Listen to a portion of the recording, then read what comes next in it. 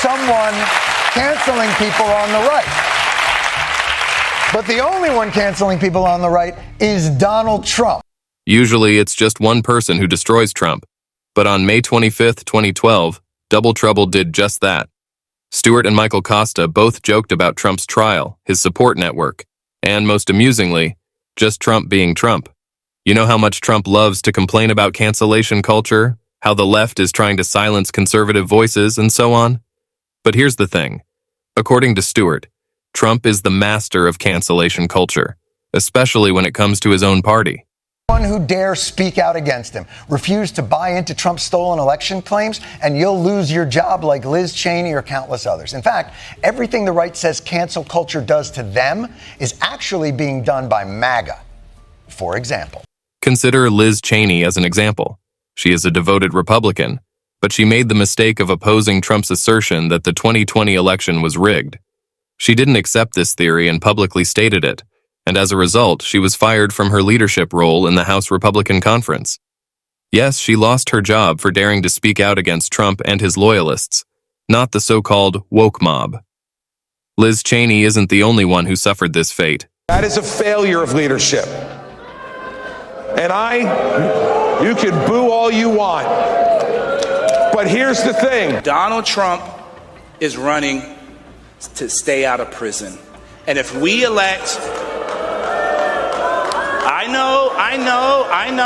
However, there is a long list of Republicans who have been dropped or ignored completely for not towing the Trump line. Adam Kinzinger is another person who comes to mind. He, too, opposed Trump and encountered a strong response from his own party. It seems that if you disagree with him, you're out. Debates and conversations are just canceled.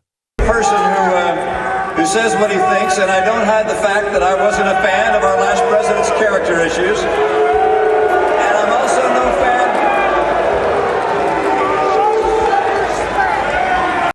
Stewart also offered some commentary on this absurd circumstance. Show some damn respect, Romney, you piece of shit motherfucker! It's called class. Like I was telling your mother last night. Hickory dickory doorman. Your mom was f***ing a mole man. Stewart also mentioned that Tucker Carlson contacted his producer in January 2021, referring to Trump as a demonic force. This information surfaced in a court filing from Dominion Voting Systems, which is suing Fox News for slander. Under cancel culture, you can only speak your truths in private while denying them in public. For instance, this poor young fella who privately wrote of Trump, he's a demonic force, a destroyer. I hate him passionately. He wrote in private.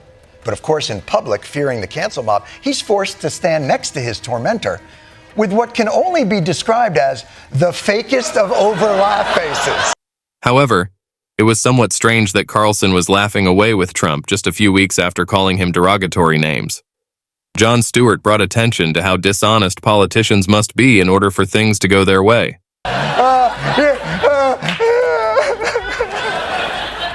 that's cancel culture. It won't let you speak your truth. In fact, it makes you do something even worse. But as it turns out, Costa wasn't the only one kicking ass and dismantling Trump.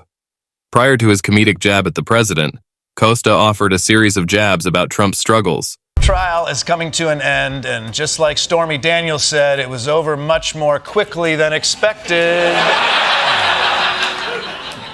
It was somewhat strange that Carlson was laughing away with Trump just a few weeks after calling him derogatory names. Jon Stewart brought attention to how dishonest politicians must be in order for things to go their way. From so many people during this trial, this blonde blob, this other blob, this one blob with the mustache, it's just too bad no one's invented cameras yet. But we haven't heard from the biggest blob of them all, Donald Trump. But as it turns out, Costa wasn't the only one kicking ass and dismantling Trump. Prior to his comedic jab at the president, Costa offered a series of jabs about Trump's struggles. No problem testifying. I didn't do anything wrong. I'm testifying. I tell the truth. All I can do is tell the truth. Do you plan to testify in court? Probably so. I would like to. I think so. Will you testify in your own defense?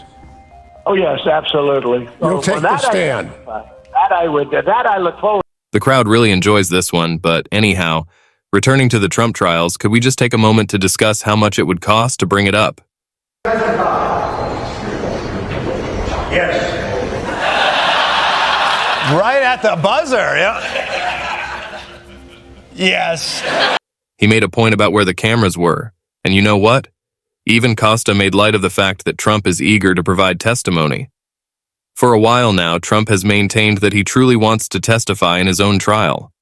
On May 20th, 2024, Trump told the Florida media that he would take the stand and testify if needed. Testimony has wrapped, and Donald Trump notably did not take the stand. But just wait to hear the jokes that Costa had prepared for when Trump addressed the public after his testimony. What? What? After talking such a big game, he's not testifying? So he's doing the opposite of what he told us he was gonna do over and over again? That's not the Donald Trump I know. Yes, Trump has made it plain for months that he is eager to testify, and now that the trial has lasted 4 weeks, it is finally his chance to tell his side of the tale. This is the chance you have been waiting for, Trump. Are you just full of shit? Yes. Okay. Well, I really wanted that. Yeah, well, we should... Costa simply had to mention the acrimonious dispute between Trump and Nikki Haley. She criticized him for his record and conduct, and he mocked her Indian birth name, promoted birther conspiracies about her, and implied that her husband deployed to Africa just to get away from her. So she was initially one of his detractors, particularly with regard to his rhetoric and actions. She even stood up to his more outrageous claims and deeds. But Trump, being Trump, did not take well to this. He made fun of her Indian heritage and made crude remarks about her. But in spite of all of this, the greatest plot twist in history happened. Having said that, Costa also observed that it's incredible how rapidly things can shift in such a way. You know, what happened to that Margaret Thatcher quote about never following the crowd? Is there another Margaret Thatcher quote where she said, you know what, who gives a shit, just follow the crowd, whatever? Costa claims that what makes it strange is that in the past, Haley essentially told Trump, you have to earn my endorsement. Let's see, though, how Trump handles Haley's supporters. By the party, how do you bring these Nikki Haley voters, some of whom voted for you in 2020 but say they don't want to now? How do you bring them back into the tent? They're going to all vote for me again. They're going to all vote for me again, everybody. And I'm not sure we need too many. Damn. Costa is unsure if she would fully endorse Trump. That's cold. Trump's like, yeah, let me reach out to Haley supporters. Oh, gotcha! Trump just doesn't care about winning over Haley voters. After all of this, the only question that remains is what will become of Trump, but don't worry, we'll keep you informed. If you enjoyed this video, please hit the bell symbol and subscribe button to receive notifications as soon as we release our next video. You won't want to miss it. We appreciate your time and we'll see you in a future video.